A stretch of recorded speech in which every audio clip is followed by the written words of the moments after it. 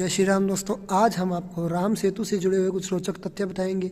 Video को शुरू करने से पहले आप हमारे चैनल टुडे क्रिएटर को लाइक शेयर सब्सक्राइब कीजिए और वीडियो को ज़्यादा से ज़्यादा शेयर कीजिए। तो चलिए दोस्तों वीडियो को शुरू करते हैं।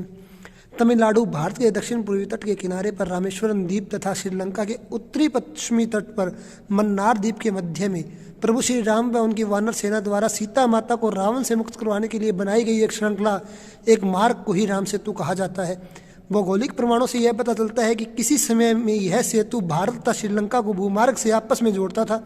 हिंदू पुराणों की मान्यता के अनुसार इस सेतु का निर्माण अयोध्या के राजा श्री राम की सेना के 2 सैनिकों ने किया था, जिनका वर्णन प्रमुख नल नील नाम से रामायण में मिलता है और यह कथित रूप से 15वीं शताब्दी तक पैदल पार करने योग्य था, जब तक कि तूफानों से यह वाइक को गहरा ना दिया गया, यानी कि जो इसके ऊपर के पत्थर थे वो गहरी नदी के अंदर नहीं चले गए।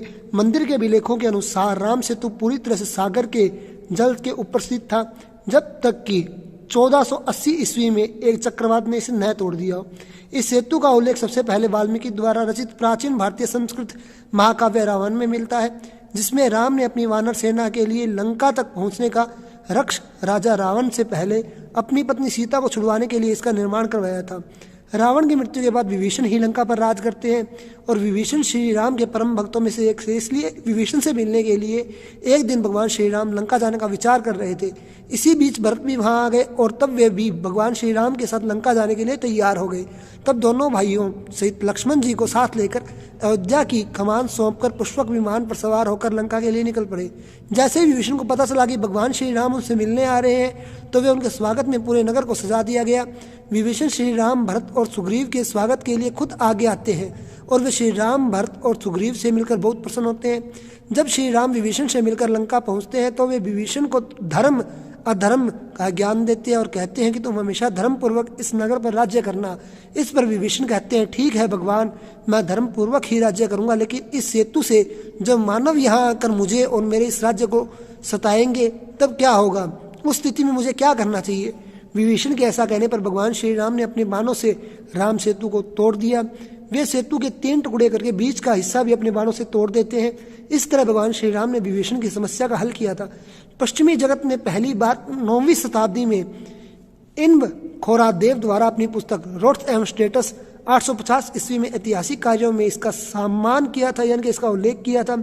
और ब्रिज ऑफ द सी में भी इसका कुछ अंश मिलते हैं। कुछ प्रारंभिक इस्लामिक स्रोत एडम के पीक, यानी कि जो कि ईसाई ग्रंथ में एडम को प्रमुख रूप से भगवान माना गया है, जो कि भगवान के ही पुत्र थे, उनके नाम पर एडम के पीक यानी कि एडम की नोक पर ही श्रीलंका के एक पहाड़ का उल्लेख करते हैं।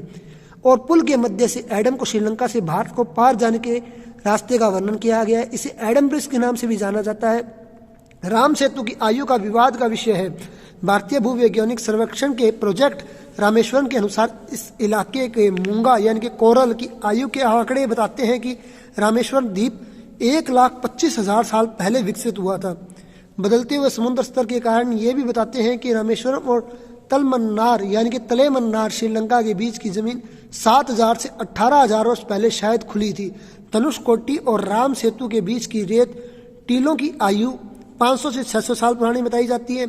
तिरुचारपल्ली स्थिति भरितादासन विश्वविद्यालय के 2003 के सर्वे के अनुसार राम सेतु की आयु सिर्फ 3500 साल है।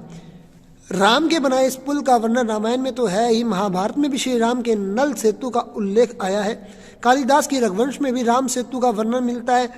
अनेक पुराणों में भी श्री राम सेतु का विवरण आता ही है। इंसाइक्लोपीडिया ब्रिटेनिका में भी राम सेतु कहा गया है। नासा और भारतीय सैटेलाइट से लिए इस चित्र में धनुषकोटी से जाफना तक जो एक पतली सी द्वीपों की रेखा दिखती है, उसे ही आज राम सेतु के नाम से जाना जाता है। यह सेतु तब 5 दिनों में ही बन गया था। इसकी लंबाई 100 योजन व चौड़ाई 10 योजन थी। इसे बनाने में रामायण काल में श्री राम नाम के साथ उच्च तकनीक का भी प्रयोग किया गया था। ऐसी ही धार्मिक वीडियो पाने के लिए आप हमारे चैनल टुडे क्रिएटर को